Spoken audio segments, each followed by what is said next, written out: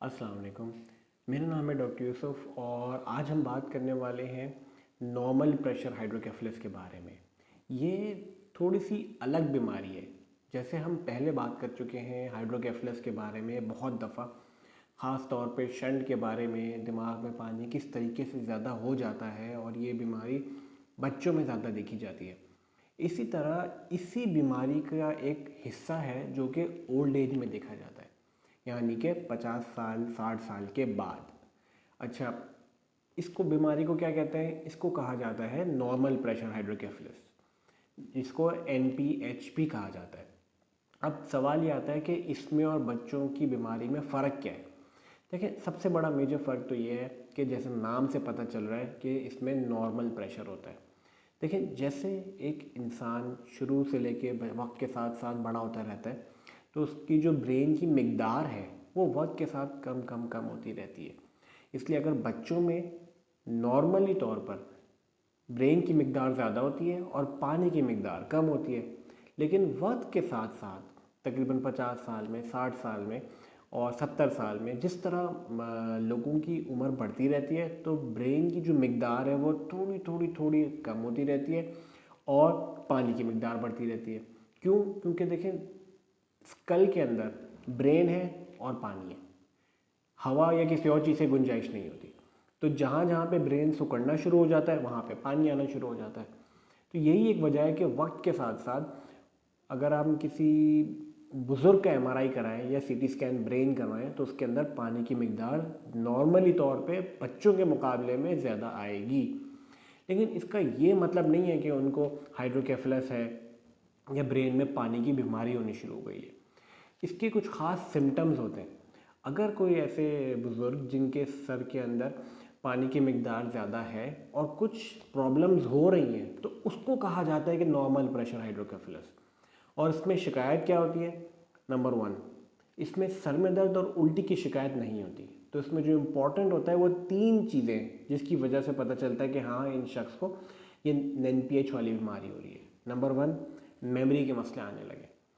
देखिए, old age में memory के मसले वैसे भी आने लगते हैं। आसपास की चीज़ें, इंसान फ्रीक्वेंट चीज़ें भूलने लग जाता है। लेकिन अगर ये वक्त के साथ साथ बढ़ने लगा है, कुछ महीने 2 महीने में शुरू हुआ और 3 महीने 4 महीने 6 महीने में वक्त के साथ साथ बढ़ रहा है, तो ये एक उसका सिम्टम हो सकता है। दूसरी जो एक और अलामत होती है वो है कि भाई चलने में दिक्कत होती है।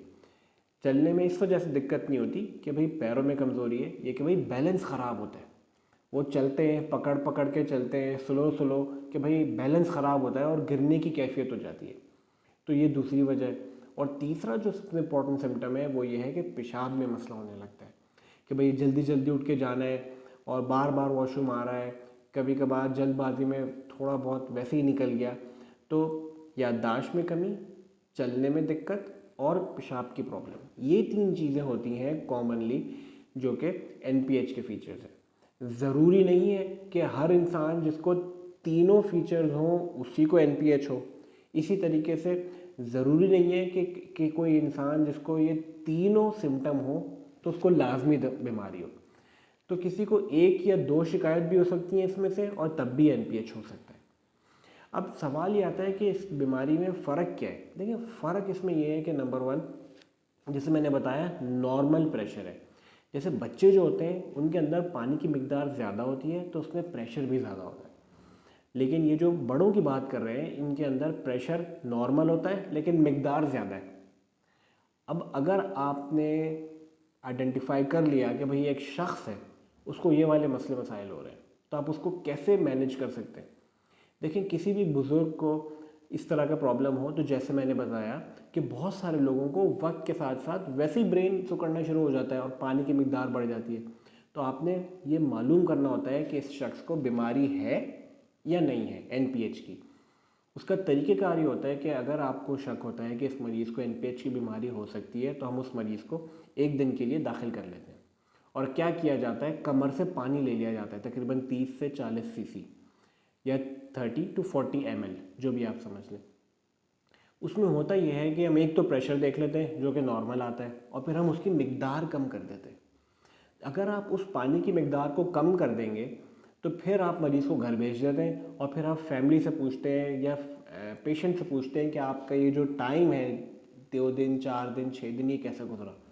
अगर अटेंडेंट या मरीज़ ये बोले कि डॉक्टर साहब पानी निकालने के बाद मेरा 1 दिन 2 दिन 4 दिन बहुत अच्छे गुजरे, मैं चलना बेहतर हो गया, मेमोरी में फ़र्क आ गया, यूरिन में मेरी बहुत बेहतरी आ गई, लेकिन अब ये स्लो स्लो दोबारा ख़राबी की तरफ जा रहा है, तो इसका मतलब यही है कि हाँ अलबत्ता कि प्रेशर नॉर्मल था, लेकिन पानी की मिकदार कम करने से मरीज़ को थोड़ा फ़ायदा हुआ, और फिर जिस तरह से नॉर्मल सिलसिले में पानी वो वापस बन गया तो उसको प्रॉब्लम दोबारा होना शुरू हो गई।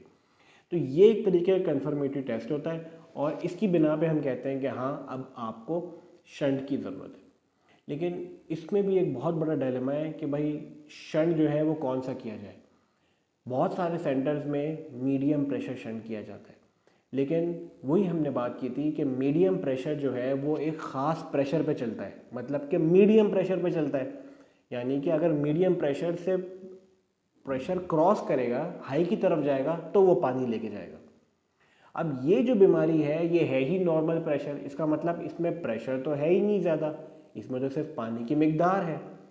तो अगर आप इन मरीज़ों को नॉर्मल प्रेशर वाला शंट डालें तो शंट इतना अच्छा काम नहीं करता। किसी में अच्छा काम करता है, किसी में अच्छा काम नहीं करता, और इसकी यही वजह है कि भाई प्रॉब्लम पानी की मिकदार है, उसका प्रेशर नहीं। तो कभी कभार इन मरीज़ों में लो प्रेशर शंट डाला जाता है, लेकिन लो प्रेशर शंट के अब से नुकसान आते हैं कि भाई पानी को वो बहुत ज़्यादा ड्रेन कर देंगे, तो उससे भी मसले मसाइल हो सकते हैं। ऐसी सिचुएशन में जो बेस्ट आउटकम देखा गया है वो देखा गया है नॉर्मल प्रेशर हाइड्रोकेफेलस में प्रोग्रामेबल शंट का। अब प्रोग्रामेबल शंट मैं आपको पहले भी बता चुका हूँ, वो काफ़ी एक्सपेंसिव होता है और उसको हम मैग्नेट के थ्रू बाहर से प्रोग्राम कर सकते हैं, लेकिन उसका सबसे बड़ा एडवांटेज ये है कि आप उसको अपनी आसानी से सेटिंग को टेस्ट कर सकते हैं। तो जैसे आपने किसी मरीज़ का शंट किया, आपने उसका प्रोग्रामर शायद 2 पे रख दिया, वो 1 हफ्ते बाद आया, डॉक्टर साहब मुझे तो मसला ज़्यादा हो रहा है, आपने कम कर दिया 1.5। फिर आया डॉक्टर साहब बेहतरी है लेकिन इतना वैसा नहीं है, तो आपने और कम करके 1 कर दिया उसका प्रेशर। अगर वो क्या डॉक्टर साहब मैं बहुत बेहतर हूँ, आपने फिर 0.5 कर दिया। अब वो कहेगा डॉक्टर साहब प्रॉब्लम ज़्यादा हो रही है, सर में दर्द ज़्यादा हो रहा है, इसका मतलब पानी ज़्यादा जा रहा है, आपने प्रेशर और कम कर दिया, तो आपने वापस 1 कर दिया।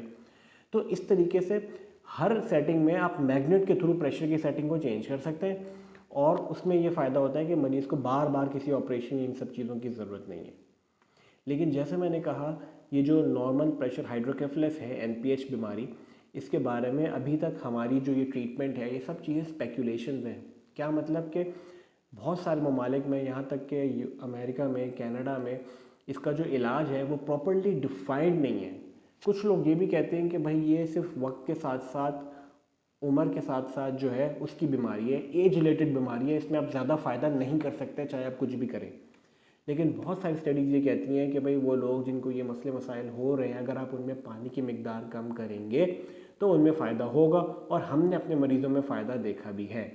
क्या ये लोग 100% ठीक हो जाते हैं? नहीं, ऐसा कतई नहीं है, क्योंकि एज रिलेटेड बीमारी है, उम्र ज़्यादा होती जा रही है, तो 60 to 70% लोगों में फ़ायदा होता है, और वो तकरीबन 3 साल 4 साल तक फ़ायदा रहता है।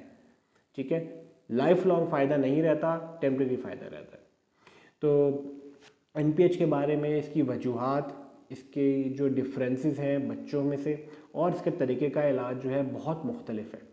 आई होप आज का ये लेक्चर जो है आपको काम का लगा होगा।